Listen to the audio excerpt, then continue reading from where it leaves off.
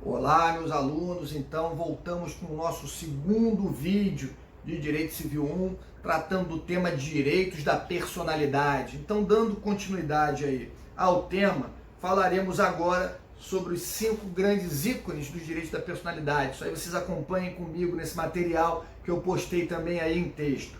Primeiro grande ícone, vida e integridade físico-psíquica. Essa daí é um grande interesse tutelado pelos direitos da personalidade, a vida do indivíduo e a sua integridade físico-psíquica.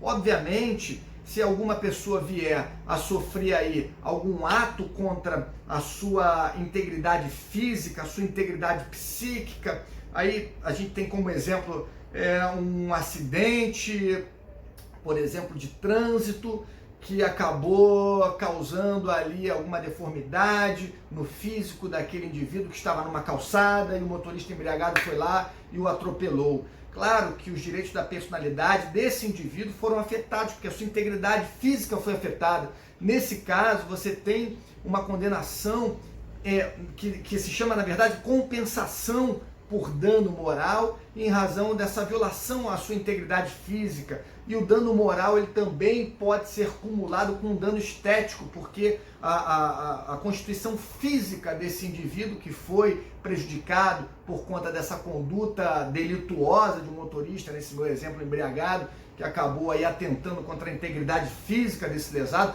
eventualmente até contra a vida desse lesado, foi afetada. Então, a sua integridade física foi afetada, ele faz jus a essa compensação por dano moral, ele faz jus a essa compensação por um eventual dano estético, se ele ficou com alguma cicatriz ou se ele teve a perda de algum membro. Então, é uma tutela importantíssima, essa tutela sobre a vida e a integridade físico-psíquica das pessoas, né, dos direitos da personalidade. Vamos lá. Segundo grande ícone, nome da pessoa natural ou jurídica com proteção específica nos artigos 16 a 19. Nós tivemos uma aula especificamente sobre nome. Falamos sobre o princípio da imutabilidade do nome ou inalterabilidade do nome. Falamos sobre diversas situações que trazem a possibilidade de se alterar o nome, diversas situações. Falamos sobre o divórcio, por exemplo, a união estável e a incorporação do nome do cônjuge ou companheiro, companheira, né? Então, falamos bastante sobre esse tema, então isso aí você já tem no caderno. O nome também é um grande ícone, há um grande interesse dos direitos da personalidade em proteger o nome, é um dos ícones protegidos pelos direitos da personalidade, é um direito da personalidade, é um direito ligado intrinsecamente à condição de pessoa, aí nome, pessoa jurídica e pessoa natural, né? Porque a pessoa jurídica também tem a sua proteção a proteção ao direito do seu nome, tudo bem? Imagem, aí é que tá. A imagem ela é dividida em imagem retrato e imagem atributo. Você pode violar a imagem de uma pessoa simplesmente levando ali aquela imagem a uma determinada publicidade sem a autorização do titular dessa imagem. José se vê ali numa propaganda comercial de uma determinada, sei lá, casa noturna ou de um comercial que envolve ali um plano de saúde ao qual ele é vinculado. Não necessariamente aquela vinculação da imagem nessa propaganda, que é o caso do exemplo que eu trouxe para vocês, são inúmeros exemplos, não necessariamente precisa violar a honra, precisa violar ali a imagem atributo. Eu vou explicar o que é a imagem atributo para vocês. Aquela imagem vinculada à honra do indivíduo, não precisa depreciar a imagem do sujeito para poder ser considerada como violadora de um direito da personalidade, um direito à imagem daquela pessoa. Ou seja, simplesmente aquela reprodução não autorizada da imagem do José, do Antônio, da Joana, em qualquer meio, por qualquer meio, pode ser um vídeo, pode ser uma foto, pode ser, enfim, uma escultura, vamos imaginar vários exemplos aí. A exploração ou a exposição daquela imagem sem a autorização do seu titular por si só, por mais que não cause nenhuma situação constrangedora aquele titular da imagem, por mais que não vincule aquela imagem a uma situação depreciativa daquele sujeito, ou da honra daquele sujeito, a honra dele, né? por mais que não tenha nenhuma outra violação, que não simplesmente a reprodução daquela imagem do indivíduo, mesmo assim há uma violação ao direito da personalidade e mesmo assim há o dever de indenizar por dano moral, uma vez que o dano moral, a melhor doutrina entende que ele tem lugar quando há uma violação a um direito da personalidade. Agora, o que é a imagem atributo? Falei para vocês a imagem retrato, que é a reprodução da imagem do indivíduo por qualquer meio. Pode ser um vídeo, uma foto, uma escultura, qualquer coisa que vocês imaginem. Agora, e a imagem atributo? A imagem atributo, na verdade, é uma repercussão social da imagem do sujeito. Olha só, a gente às vezes não ouve a seguinte questão: aquele indivíduo está com a imagem ruim no mercado, ou está com, entre aspas, o filme queimado, né? A imagem dele não é muito boa no mercado, sei lá, de comércio de carros, não. Ele não é um comerciante muito bem visto, a imagem dele não está muito boa aí no mercado. Essa imagem, a gente não está falando da reprodução física daquela imagem do indivíduo, mas o que ele representa na sociedade, né? Qual é a noção que nós temos sobre ele e até a sua honra, é uma questão moral e da honra, mas vinculado à imagem. Falar a imagem dele não é muito boa no mercado. O que isso quer dizer? Isso quer dizer não a imagem retrato dele que foi violada. Nesse caso, se eu falo mal do indivíduo, né, nesse meu exemplo, sem ter qualquer embasamento, eu quero simplesmente desconsiderar o sujeito porque eu não vou com a cara dele e falo: a imagem dele não é muito boa, não. Ele é um sujeito que muitas pessoas dizem aí que faz coisa errada, então essa história de que ele é um bom vendedor de carros,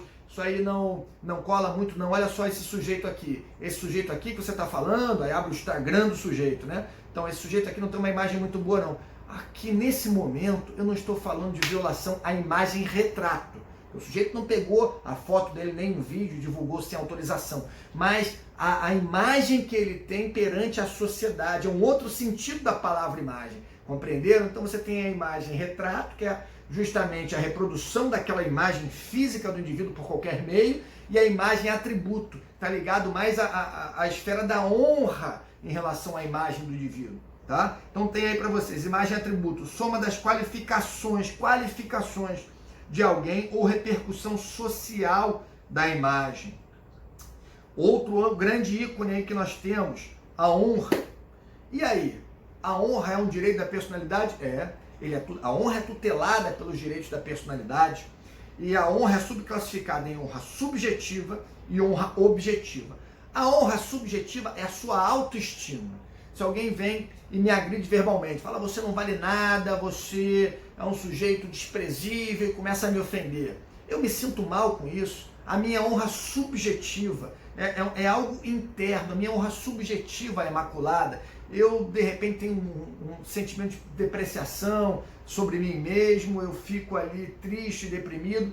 Quando há essa ofensa à honra subjetiva, os aspectos são internos, são ligados internamente ali àquele indivíduo, por isso que é uma honra subjetiva. Agora, a honra tem um aspecto objetivo também, essa questão se vê em direito penal, não sei se vocês já chegaram nesse ponto, direito penal, crimes contra a honra, mas se fala muito sobre honra subjetiva e objetiva também, nesse ponto aí da matéria lá de direito penal, mas aqui no direito civil, então, que é a honra objetiva. A honra objetiva é a repercussão social da honra. Então, vamos lá, um exemplo. Alguém cria um meme meu, ou cria uma falsa notícia minha e divulga nas redes sociais com a minha imagem. Ao mesmo tempo, o indivíduo violou meu direito de imagem retrato, se criou ali uma informação inverídica falando mal de mim, violou a minha imagem atributo, que é a repercussão social da minha imagem, violou a minha honra, não só subjetiva, porque eu fiquei me sentindo mal com aquilo e tive um sentimento, né, negativo em relação àquela conduta, mas também a minha honra objetiva, porque todo mundo que teve acesso àquela informação vai pensar: poxa, mas o Daniel não imaginaria que ele seria capaz de cometer uma situação dessa. Vamos supor que esse meme aí levantou alguma inverdade sobre mim e foi uma montagem, sei lá, me viram abraçando um indivíduo que é tido como um grande mau caráter e colocaram lá: você é meu melhor amigo, fizeram uma montagem, você pode confiar em mim, como eu confio em você, vamos rachar o lucro aí dessa sua empreitada, que eu te livro de qualquer problema. Vamos imaginar que alguém fizesse um meme, fizesse uma montagem. Além de violar a minha imagem retrato, está violando a minha imagem atributo, que é a minha repercussão social da própria imagem, está violando a minha honra objetiva, porque as pessoas, né, têm ali agora uma ideia do Daniel com uma honra que não é lá das melhores. A minha honra subjetiva também, não é? O sentimento que eu tenho sobre mim mesmo, em vez de todo mundo falando mal de mim, aquilo ali me afeta de alguma forma. Eu tenho aí vários direitos da personalidade sendo violados com uma única situação, inclusive a minha integridade psíquica, tudo bem? Então, só um exemplo. Agora, um ponto importante. Para caracterizar uma conduta abusiva, um ato ilícito, você pode ter a violação só de um desses ícones, só de um desses atributos. Por exemplo, eu posso só ter a minha imagem retrato violada, sem ter nenhuma questão depreciativa vinculada àquela violação, simplesmente pegar a minha foto e colocar num banner para falar sobre a advocacia do futuro, por exemplo. Se eu não autorizei, por mais que não tenham ali trazido nenhuma informação inverídica ou me atacado de qualquer modo, ainda que fosse para me elogiar, sem a minha autorização, se trata de uma violação ao direito da personalidade, né, passível de compensação por dano moral. Alguns chamam aí de indenização por dano moral. Então, mais adequado, compensação. Tudo bem? E vamos aí para o quinto grande ícone, tá aí para vocês com uma letra E, né? Eu coloquei letra A, B, C, D e E.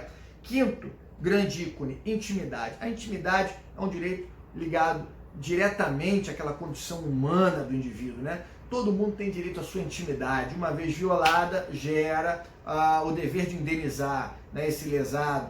Vamos imaginar a seguinte questão. Se você tem aí a sua vida privada e você tem os seus assuntos que não dizem respeito a ninguém, você troca alguns e-mails com quem você quiser aí, vamos até imaginar que seja um e-mail de trabalho ou algum e-mail pessoal também, não teria nenhum problema, e alguém tem acesso de forma indevida a essas suas mensagens de e-mail ou de WhatsApp, sem a sua autorização. Nesse caso, sua intimidade está sendo violada. Se você está na janela da sua casa e você está lá com a sua família, de repente vem um drone na sua janela e começa a filmar a sua sala, você ali com a sua família, né? Você tem a sua imagem violada e essa violação gera o dever de compensar esse lesado, né? Quem causou esse dano, compensar esse lesado por essa violação ao direito da sua personalidade. Isso é uma questão muito interessante. Mais para frente, nos próximos vídeos, eu vou tratar de algumas questões, se não der nessa aula dessa semana, na aula da semana que vem, referentes à intimidade de pessoas que são públicas, né? De artistas famosos, políticos, como é que fica essa questão aí da pessoa que é pública em relação à intimidade. São questões muito interessantes, eu vou trazer vários casos concretos, alguns aí inclusive que eu cheguei a atuar enquanto advogado, e eu tenho certeza que vai ser enriquecedor aqui para esse tema dos direitos da personalidade. Tudo bem? Agora, o próximo ponto que a gente vai tratar, as características dos direitos da personalidade. E aí aqui a gente vai fazer mais uma pausa para não ficar cansativo. A gente vai quebrar esse segundo vídeo e começaremos no terceiro vídeo falando sobre as características dos direitos da personalidade. Então, fique aí e até já!